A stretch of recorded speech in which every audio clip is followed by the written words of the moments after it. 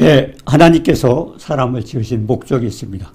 하나님의 영광을 받으시기 위해서 지으셨는데, 그러면 하나님께서 또 어떤 사람을 쓰실까? 오늘은 하나님 받아주시는 사람이 어떤 사람인가를 말씀을 통해서 살펴보고자 합니다. 이 말씀 듣는 모든 분들이 주님의 은혜 가운데 축복받는 역사가 있기를 주님의 이름으로 축원합니다. 예, 324번 죄를 다스림 세 번째입니다. 하나님이 받아주시는 사람은 어떤 사람인가? 예, 시편 24편 3절에 보면 여호와의 산에 오를 자 누구며 그 거룩한 곳에 설 자가 누군고? 예, 여호와의 산, 이게 무슨 표현일까요? 예, 주의 성산, 아니면 시온산성, 다윗성, 그리고 예루살렘, 이렇게 다양하게 그 용어가 있습니다. 자, 하나님께 경배할 자가 누구냐는 겁니다. 부활하신 예수께서 11제자에게 나타나셔서 두려워하며 의심하는 제자들에게 손과 발을 보이시며, 예, 누가복음 24장 46절에서 47절에 보면 그리스도가 고난을 받고 제3일에 죽은 자 가운데서 살아날 것과 그의 이름으로 죄사함을 받게 하는 회개가 예루살렘에서 시작하여 모든 족속에 대해 전파될 것이 기록되었으리겠습니다. 주님께서 나타나셔서 뭘 말씀하시는 겁니까? 회개가, 죄사함을 받는 회개가 예루살렘에서 시작하여 모든 족속에 전파될 것이라 누가복음 24장 46절 47절을 말씀하셨습니다. 그러면서 말씀하시기를 너희는 이 모든 일의 증인이라.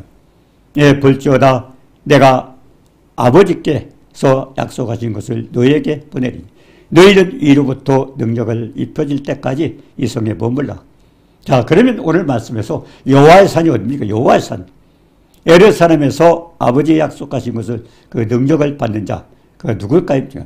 결국 성산, 하나님의 산에서 거룩한 곳에서 이렇게 하나님께서 약속하신 그 능력을 받을 자가 누군가 하는 겁니다.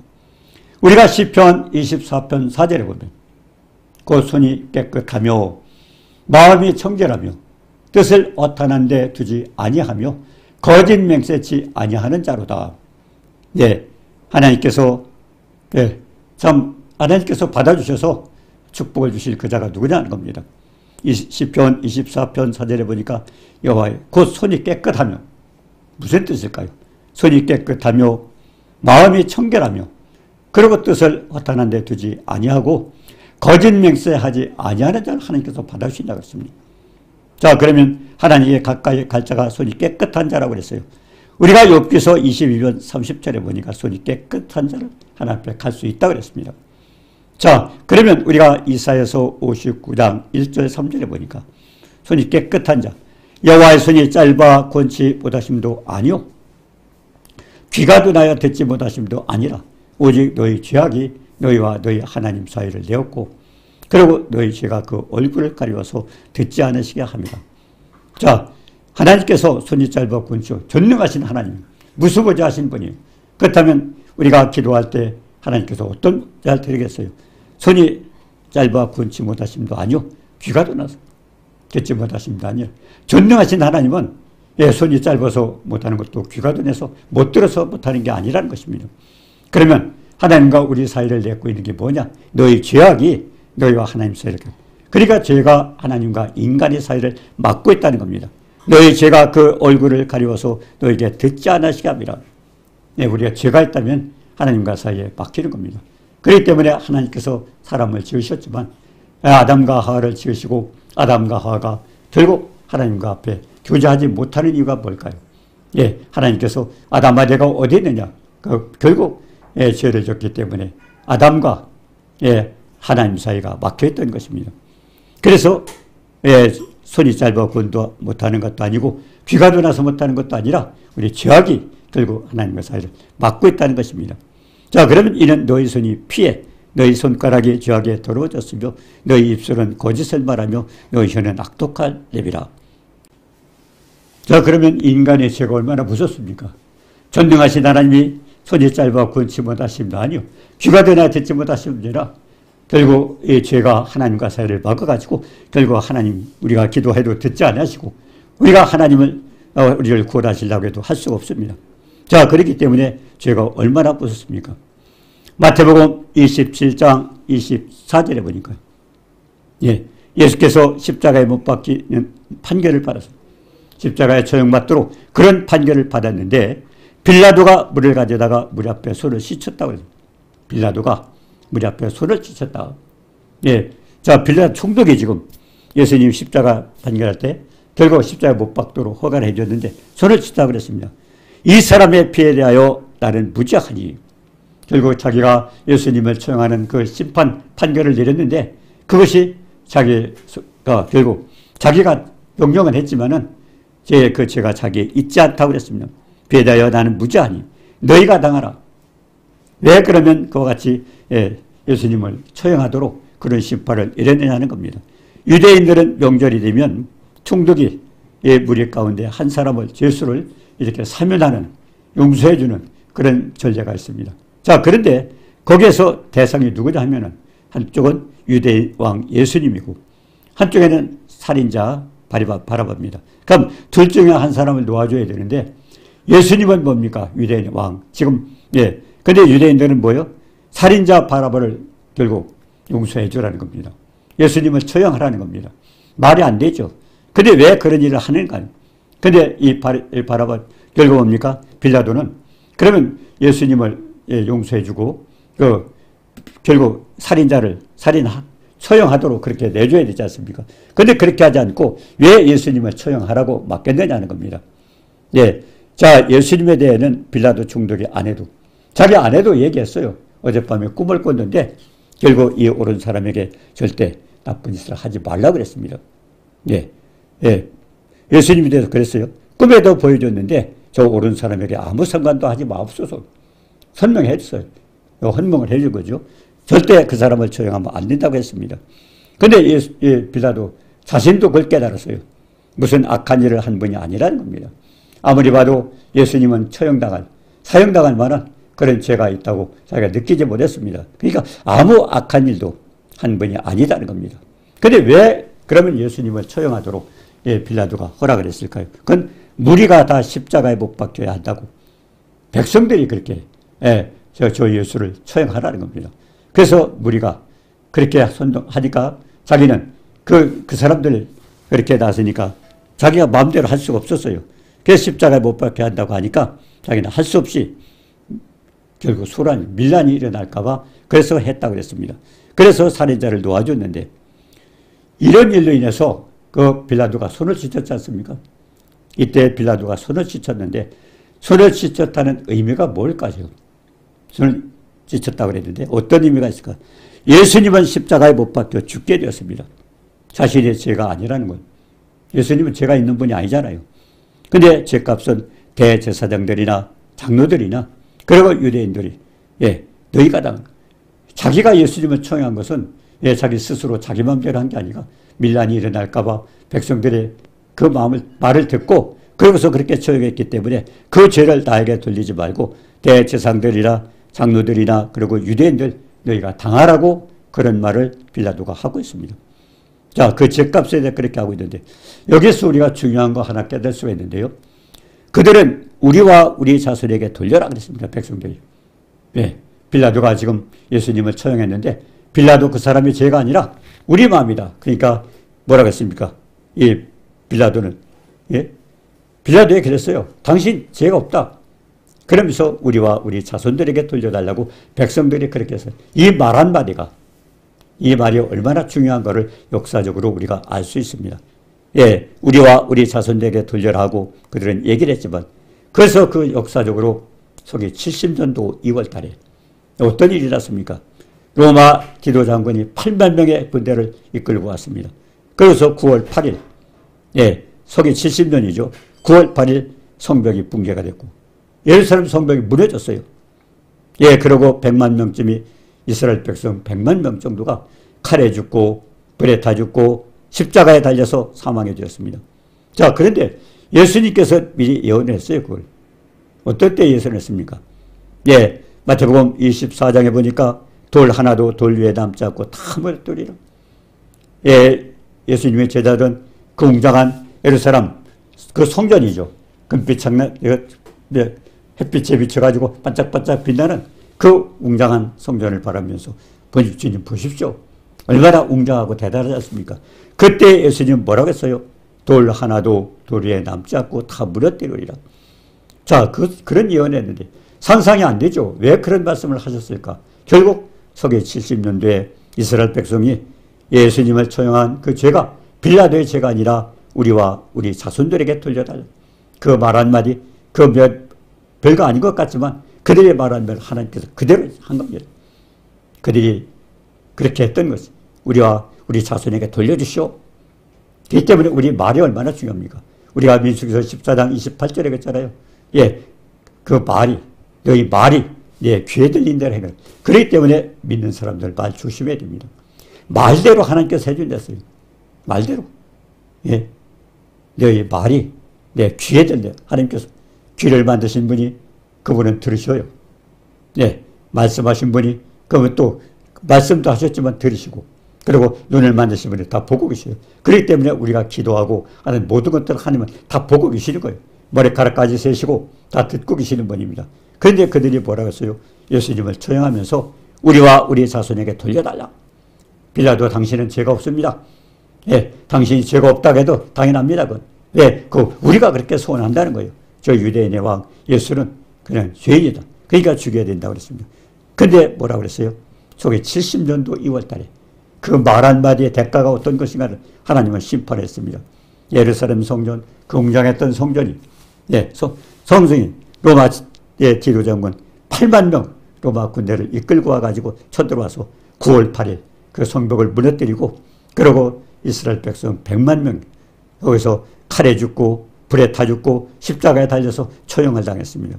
그렇기 때문에 그들이 했던 말의 대가가 그렇게 무섭다는 것을 역사적으로 보고 있습니다. 저도 그랬어요. 처음에 제가 교회 나가니까 사람들이 그래요. 뭐 이스라엘, 네, 아마 이렇게 순서대로 성경을 가지고 이렇게 설교를 했던 것 같아요. 근데 제가 몇 번 기도하는데 날마다 가보니까 이스라엘. 저는 처음에 교회 나갔던 사람이, 아니 나는 한국 사람인데, 난 동양 사람인데 왜 이스라엘. 교회만 가면 이스라엘 얘기해요. 그래서 저는 그게 대해서 좀 못마땅했습니다. 아, 교회 이거 뭐야? 네? 날마다 이스라엘 얘기 들어 내가 여기 오는가? 그러면서 제가 교회를 나올까 말까 그렇게 망설였습니다. 그러다가 어느 날 제가 어느 곳에 갔더니 그분이 이제 신명기 7장 6절 7절을 설교하더라고요. 세상 만민 가운데 가장 보잘것없느니라. 그렇지만 하나님께서 택하셔 그들을 통해서 하나님이 어떻게 역사하시냐. 그들의 말씀에 순종했을 때는 엄청난 축복을 받지만 그들이 불순종했을 때는 어떤 심판을 받는가. 그걸 역사의 주관자신 하나님께서 이스라엘 보잘것없는 이스라엘 민족을 택해가지고 그들을 통해서 하나님이 어떻게 역사하시는 것을 보여줘. 그래서 제가 그걸 보고 성경의 말씀들을 들어보고 실제 일어났던 역사를 보고 그래서 제가 깜짝 놀랐어요. 그때부터 재미가 있는 거예요. 야, 이스라엘 역사. 이걸 통해서 하나님의 역사의 주관자라는 걸 보여줬다는 것을 거기서 저는 깨달았습니다.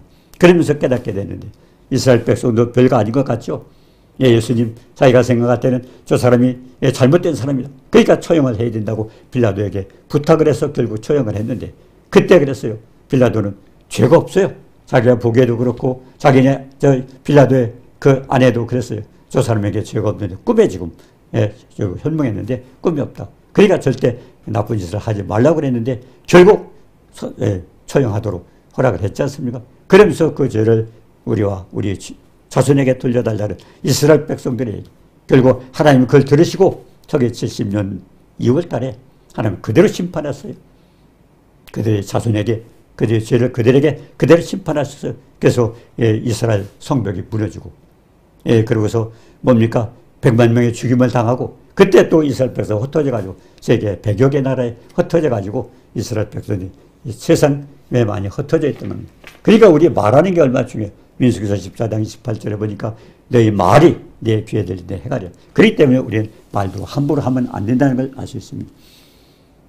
역대상 22장 8절에 했잖아. 여호와께서 다윗에게 너를 피를 심히 많이 흘렸고 다윗은 전쟁을 많이 했죠. 그게 전쟁을 했기 때문에 내가 내 앞에서 땅에 피를 많이 흘렸기 때문에 내 이름을 위하여 넌 전을 건축하지 말아라. 결국 성전을 건축하는 것도 솔로몬이 다윗의 아들 솔로몬이 성전을 건축한 이유가 뭐예요? 하나님은 참 다윗이 믿음이 있었어요. 그렇지만 물론 하나님께서 허락해서 다 했겠지만 전쟁을 하면서 많은 사람을 죽여 피를 흘렸기 때문에 너는 피를 흘렸기 때문에 너를 통해서가 아니고 별이 흘리지 아니한 내 아들 솔로몬을 통해서 결국 성전을 세웠지 않습니까? 그래서 우리가 하나님께 영광 돌리는 무엇인가 결국 우리가 하고 싶어도 할 수 없는 것은 하나님께서 인정을 해 주셔야 돼요. 하나님께서 허락을 해 주셔야 돼요. 그래서 시편 144편 1절에 보니까 여호와께서도 손을 가르쳐 싸우게 하시고 손가락 가르쳐 전쟁케 하셨다. 따라서 손이 잘못되어지지 않고 깨끗하게 사용되어야 한다는 겁니다. 손 굉장히 중요하죠. 아마 기도하면서 사역을 했던 분은 손을 우리가 손가락으로 가리키고 손을 통해서 역사를 많이 체험을 했을 것입니다. 여호와께서도 손을 가르쳐 싸우게 하셨고 손가락을 가르쳐 전쟁케 하셨다. 손이 잘못 씌워지지 않고 깨끗하게 사용되어야 하나님도 사용한다는 겁니다. 그래서 마가복음 16장 18절에도 그 손을 언젠적 따리라. 하나님께서요 우리 손을 통해서 많이 역사하십니까? 예. 그리고 뭡니까? 예, 십자가에 못 박혔을 때 왜 예수님께서 십자가에 달리셨는가요? 손과 발에 못이 박히고 우리가 손으로 우리가 발로 우리가 했던 범죄 그렇죠? 악인의 길을 쫓지 않고 죄인에게 서지 않고 손과 발에 못이 박힌 그 이유가 뭘까요? 결국 예수님은 우리가 했던 것 같은 범죄를 책임져서 그분이 손에 못자국과 그리고 발에 못이 박혀서 십자가에 달리지 않았습니까? 그래서 중요한 것은 우리가 손으로 그리고 발로 범죄하지 않아야 된다는 것입니다. 요한복음 20장 20절에 갔어요. 부활하신 예수께서 평강이 있을지어다 하시고 손과 옆구리를 보여줬어요. 평강.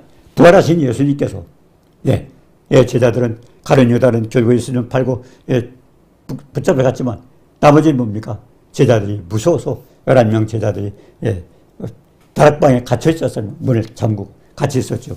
근데 그때 예수님이 들어오셨어요. 유령인 줄 알았죠. 문이 닫혔어요. 근데 사람이 들어온 거예요. 어떻게 믿겠어요? 그래서 우리는 이제 성경을 보고 알지만 그들은 이해가 안 가는 거예요. 그러니까 제자들은 두려워서 벌벌 떨고 있는 거예요. 그때 예수님이 얘들이 지금 놀래고 있구나. 그래서 손과 손에 못자국을 보여주고 옆구리를 보여주면서 그러면서 예수님 뭐라고 했어요? 너에게 평강이 있을지어다. 평강. 결국 주님이 십자가에 달리실 때 옆구리에 창에 그리고 손과 발에 못이 박힌 걸 보여주니까 예수님이구나. 그분이 부활하셨구나. 그때 믿고 그들은 안심했는데 그들에게 주신 축복이 뭐예요? 너에게 평강이 있을지어다. 그렇기 때문에 하나님께서 우리에게 주시고자 하는 최고의 축복은 평강입니다. 평강입니다. 평강은 뭡니까? 어둠의 권세 우리가 떨지 않고 그냥 전능하신 하나님의 축복 속에 사는 게 평강입니다. 예? 자, 그래서 하나님 앞에 가까이 갈 자가 누굽니까? 결국 우리에게 손이 깨끗한 자. 두 번째 뭡니까? 하나님 앞에 가까이 갈 자는 마음이 청결해야 돼요. 행동도 그렇지만 마음도 청결해야 돼요.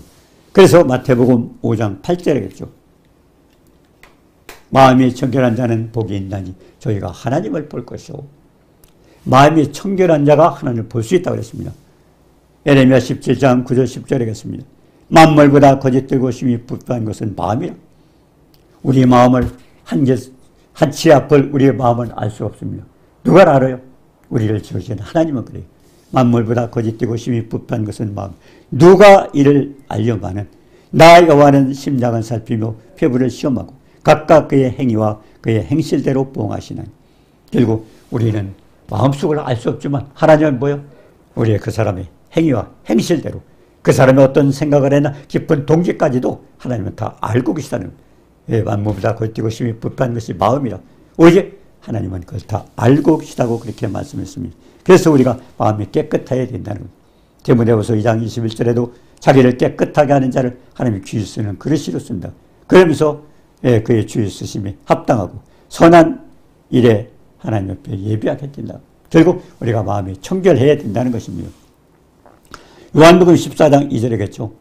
마귀가 벌써 시몬의 아들 가룟 유다의 마음에 예습하려는 생각을 했더니 생각.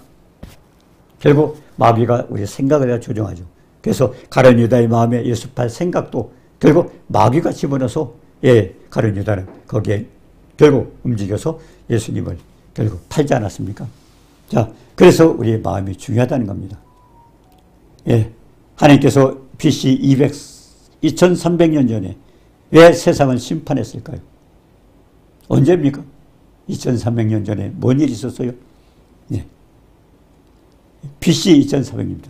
자, 하나님께서 그때 왜 그랬냐? 창세기 6장 5절 7절에 보니 여호와께서 사람의 죄악이 세상에 가득함과 그의 마음으로 생각하는 것과 모든 계획이 항상 악할 뿐임을 보시고 땅 위에 사람 지으셨음을 한탄하사 마음에 근심하시고 내가 창조한 사람을 내가 지면에서 쓸어버리되 사람과 가축과 그리고 기는 것과 공중의 새와 또 내가 그것들을 지었음을 한탄함이라.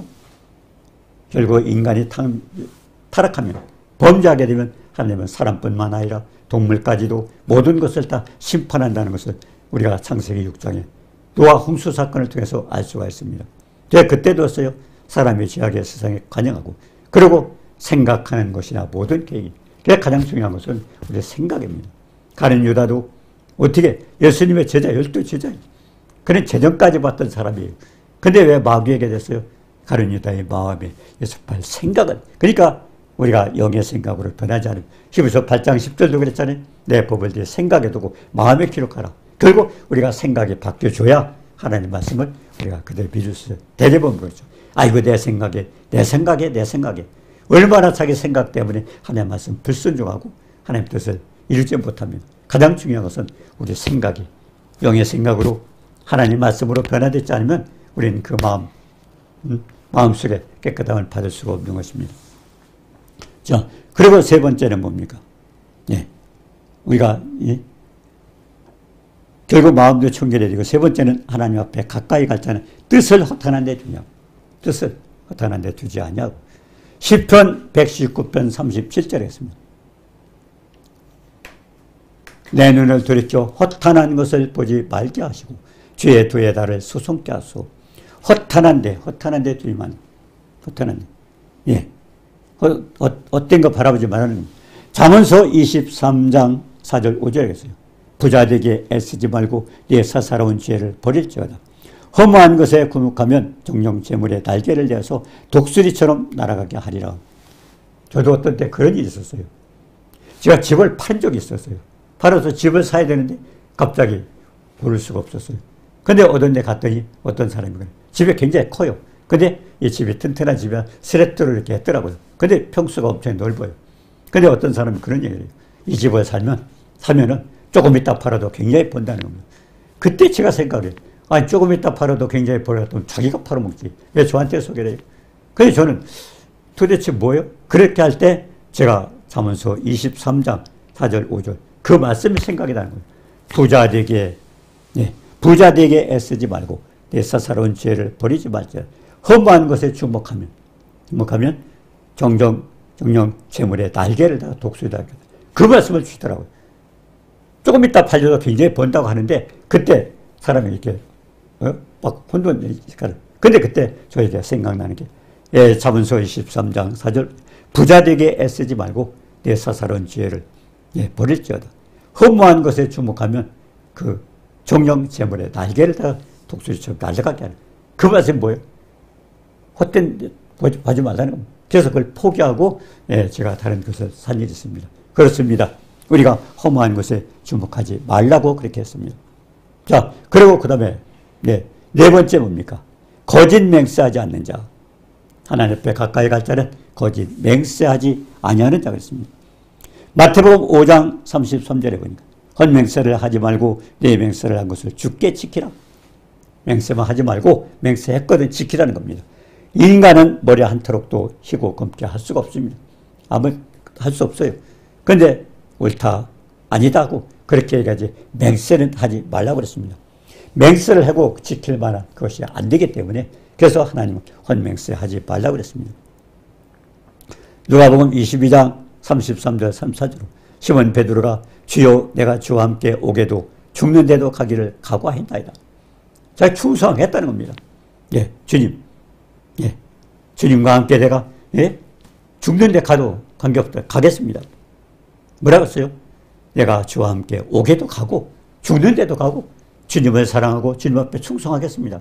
오게 갈 형편이 돼도 그러고 아니면 내가 죽는데도 예, 절대 주님을 부인하지 않고 주님 앞에 충성을 맹세했던 사람입니다. 그런데 어떻게 했어요? 예수께서는 내가 오늘 닭을기 전에 3번 나를 부인하리라. 베드로가 그렇게 죽는데도 가고 옥에 갇혀도 간다고 그랬는데 주님 뭐라고? 조금 있다. 잠시.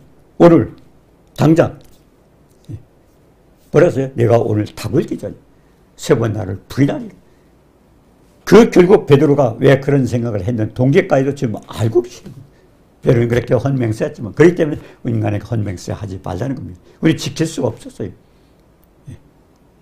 중도에 안에 가 있어도 옥에 갇혀도 주님 절대 부인하지 않고 하겠습니다. 그랬는데 주님은 잠시 후에 닭을기 전에 시간을 정확하게 왜 닭을기 전에 그랬을까요?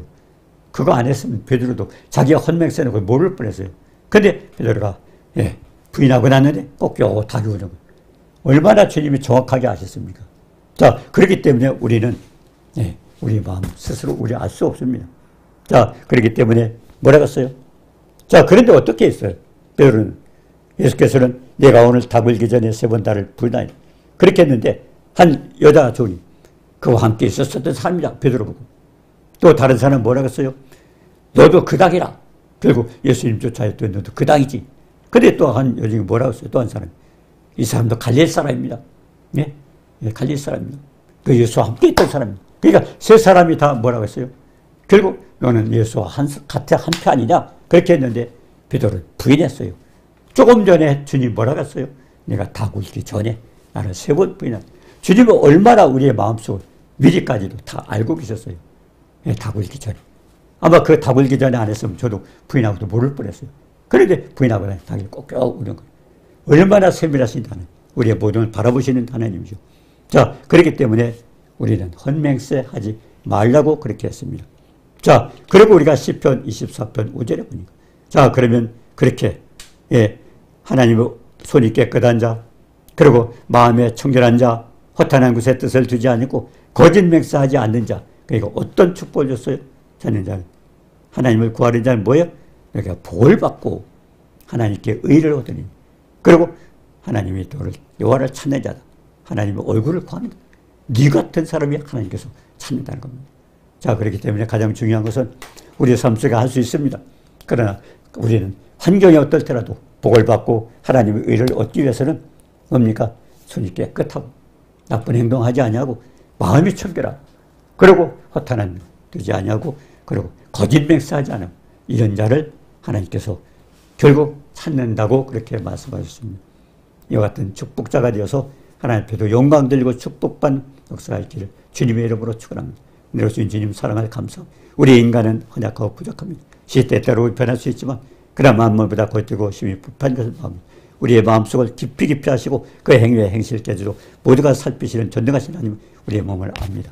온전히 우리가 하나님의 중요하신 말씀 쫓아서 아버지 하나님, 정말 우리는 손이 깨끗하고 마음이 청결하고 허탄한 데 뜻을 두지 않고 거짓 맹세하지 아니하여 하나님 앞에도 영광되고 축복받는 모두가 되도록 도와주옵소서. 예수님의 이름으로 감사드리며 기도드리옵나이다. 아멘.